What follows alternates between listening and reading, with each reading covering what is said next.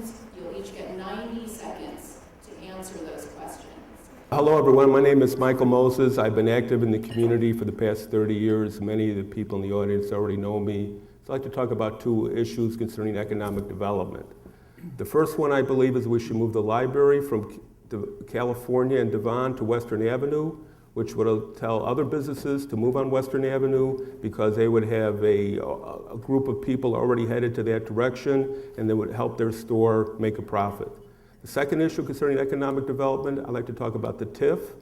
My plan is to change the formula, how TIFs are funded. 80% of the money would go back to the governing bodies and 20% would go back to the TIF fund. And then the TIF fund would not last 23 years, but it will only last as long as the economic development plan would be needed. It might be 4 years, it might be 5. This would bring more revenue to the city, and these are just two of the ideas that I plan to propose today to help the economic development of the 50th Ward in the city of Chicago, which will create jobs and I believe make it a better place to live. Thank you very much. The first question has two parts to it. The first part is there are a lot of empty storefronts along our major retail corridors. What would you, as Alderman, do about this? And the second part of this question has to do specifically with Western Avenue, where many car dealerships have recently departed. The question is, how familiar are you with the Western Avenue planning process, and are you supportive of the recommendations made by the LISC Metro Edge for retail development? And we'll start with Mr. Moses. Well, let me answer the second question first. I've already said how we would start develop Western Avenue by moving the library to Western Avenue, making a bigger library, and then go to businesses and say we will bring people to this area because they will come to the library and then it will help your business. I'm very familiar with a lot of recommendations made by many groups, including those in the 50th Ward with the West Regis Park Community Organization. But you need an alderman to go to those meetings and implement those ideas. You need a staff that knows about economic development and how to read the city budget and can help organizations bring businesses here. So it's just not a one-person show. We have a lot of good people in this ward who have come up with a lot of ideas, but because the alderman has not really followed through with these ideas from the community, not from anywhere else, this is why we have problems on Western Avenue. As far as Devon Avenue, I had a meeting with the Pakistani Businessmen Association. I am their lawyer. I helped form their business. And they told me they want new streets, new signs, new benches. And what my answer was to that, it's very funny. I met with the Jewish Businessmen Association, and they told me the same thing. So it's a question of an alderman listening to the people, knowing the people. I represent many of the groups on Devon Avenue, and moving forward, and working with the city, and working with the business. We can turn it around. You need an alderman with the energy that can do it, and I am that person. Thank you. The next question is about security in the ward. There are concerns about the increase of gang presence, graffiti, and panhandling in certain parts of the ward, and particularly how they affect business. At the same time, the city's cut CAPS funding, and a recent Sun Times analysis projects that officers will be diverted from the north side to the city's west and south sides. What ideas do you have to combat this, even as city resources for public safety have become tight? Well, to answer the question, I don't care what the Sun Times says. We're not going to have less police officers in the 50th Ward as long as I'm alderman. You can look at the last Inspector General's report where he identified 168 police officers working in non-police work that could be transferred to the street.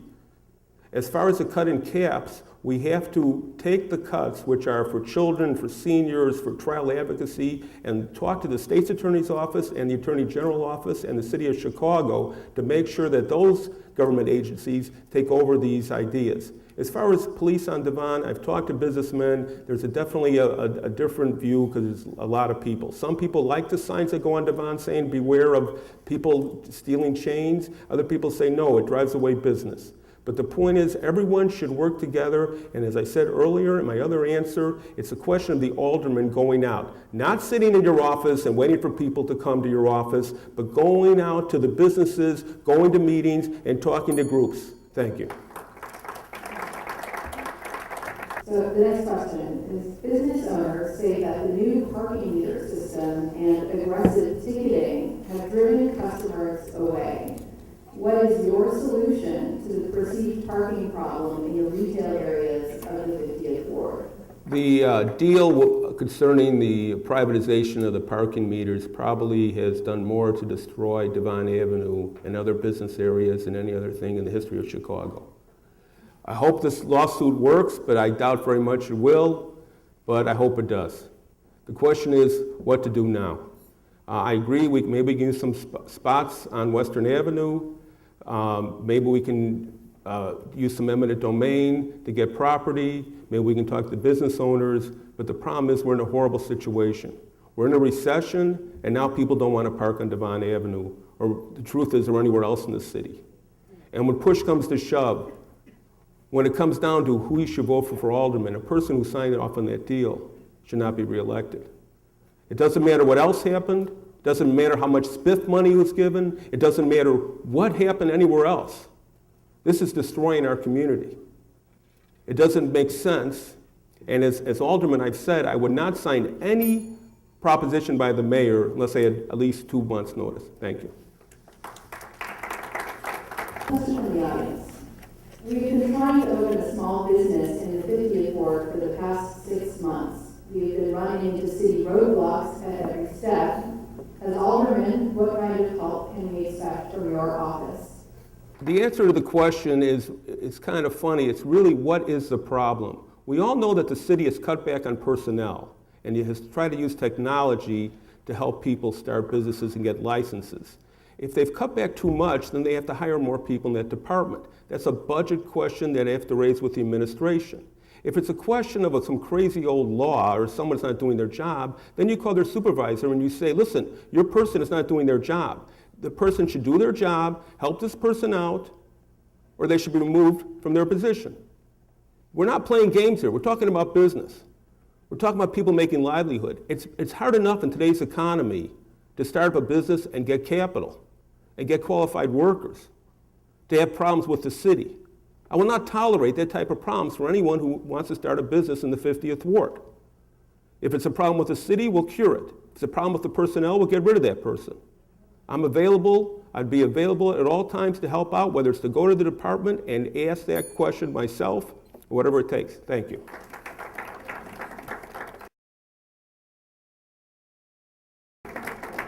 Well, I'd like to say, first of all, thank you very much for coming. I've answered every question, I believe, the best in this panel, and everybody knows now I'm a nice guy. I'd like to bring 10 years ago, I want to make this one point about transparency. 10 years ago, a person was endorsed by the Democratic Party to be the state senator. He ran against a person who says, no, it's not right. A person in one family, a state senator, a committeeman, an alderman. The people believe the challenger.